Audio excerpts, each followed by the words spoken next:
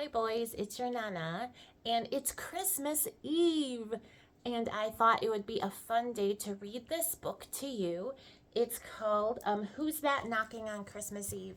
And it's by one of my favorite authors. Her name is Jan Brett, and she's my favorite because she makes just amazing pictures.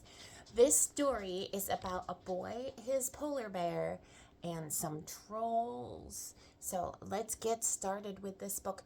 Who's That Knocking on Christmas Eve? High above the Arctic Circle, the land of ice and snow, the northern lights shimmer in the night like a curtain of color hanging from the sky.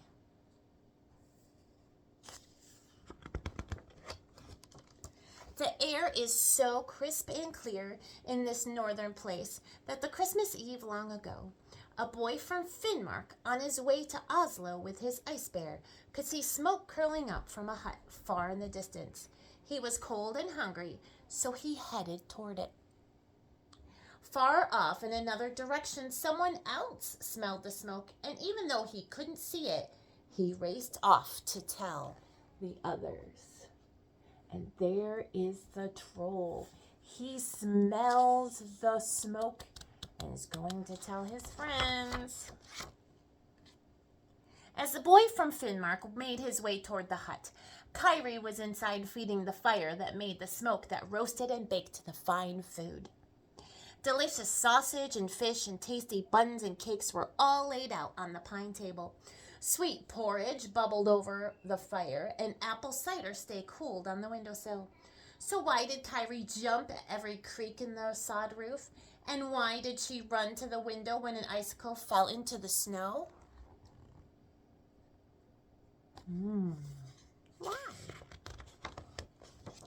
It was because in years past, on Christmas Eve, trolls came when they smelled the delicious aromas coming from the hut. They would pound on the door until it burst open, and they wouldn't leave until they had eaten every bit of the Christmas Eve meal. No troll invasion this year, Kyrie's father had said. I'm going up to the mountain to watch and chase them away. And off he had gone to stop the trouble before it began.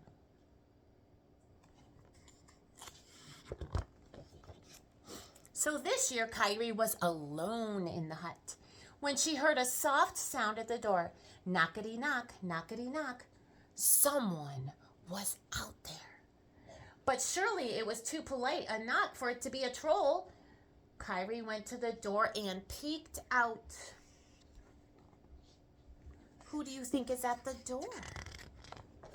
There was a boy from Finnmark with his ice bear. Please let me inside to warm up, he said. I am on my way south to show off my bear to the townsfolk in Oslo. I've many frosty miles behind me and many more to go. Come in, Kyrie said, but I have to warn you that in years past our house has been invaded by a pack of hungry trolls. Trolls would be a welcome adventure, the boy said. So he came in, and the ice bear crawled under the warm stove and fell asleep. So there's the ice bear. He's all curled up and sleeping under the warm stove. Kyrie and the boy had just settled down in front of the fire when they heard a not-so-soft knock this time.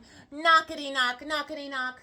There's no one home, the boy called out. He was certain it was trolls, so he pushed the big chest in front of the door. When all was quiet, Kyrie and the boy sat down in front of the fire again. Kyrie got to thinking, I wonder if the porridge is creamy enough, and she ladled a bit of it into bowls for each of them. They had just raised their bowls when they heard a loud knockety knock, knockety knock. It was as if someone was pounding on the door with a big rock. No one's home, the boy from Finnmark shouted, and he ran to lock all the windows. It was quiet again, but the delicious smells wafted around the hut. Kyrie got to thinking, is the sausage salty enough? She took a piece for herself and gave one to the boy. They had just raised their forks when they heard a thunderous knockety knock, knockety knock. The hut shook and they heard a loud crack. It was the cellar trap door splintering open. Kyrie and the boy ran into the animal shed and pulled the door shut just as a torrent of noisy trolls burst up from the cellar. Oh no, they're going to eat all of our Christmas food. There were bat-eared trolls, there were bug-nosed trolls, and each troll was a wilder and more raucous than the one before. They munched and grunted, shrieked and cackled, splashed the cider, and crammed themselves with Christmas cakes.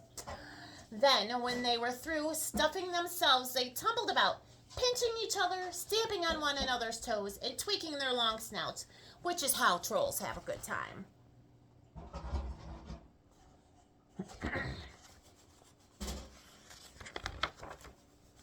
But through the ruckus and din, the littlest troll spied the ice bear under the stove. He took the hot morsel of sausage he had been roasting in the fire and screeched, "Have a bit of sausage, kitty, kitty, kitty." And he poked the sleeping bear's nose with it. Uh-oh, is that a kitty? Not a kitty. The ice bear leaped up with a tremendous roar. His nose burned terribly. Growling, he chased the little troll and all the big trolls around the table, up the walls and out the windows. "Scratch him, kitty!"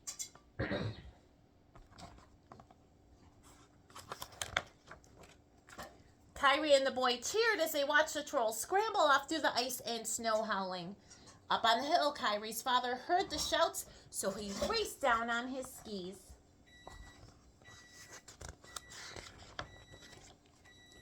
When he saw the trolls, Kyrie's father could tell in an instant that they wanted to be as far away from the little hut as they could be. "Goodbye, trolls," he shouted as they disappeared up the mountain, and he skied home.